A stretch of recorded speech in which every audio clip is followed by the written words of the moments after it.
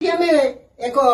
Trick करी देखैबी आपन को डेमो करी देखैबी किछि व्यवहार होबो ए पानी आउ गोटे खाली ग्लास आ गोटे प्लेट आउ कागज।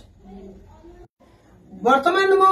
जो बोतल रे पानी थिला से पानी टाकू ए प्लेट माध्यम को ढाळीबी आउ ए बिना हाथ लगै करी ग्लास माध्यम रे पानी टाकू उठै लेबी एई भली पानी आ ग्लास भीतर को उठिबो।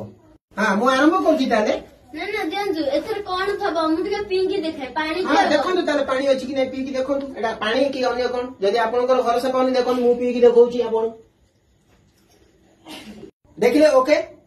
ठीक अछि। वर्तमान हमें पानी भरिबा मु कैमरामैन को अनुरोध करबी से पानी टाको देखैबे आपन को देखिले पानी एथर रहला मु कैमरामैन को कहितली पानी देखंतु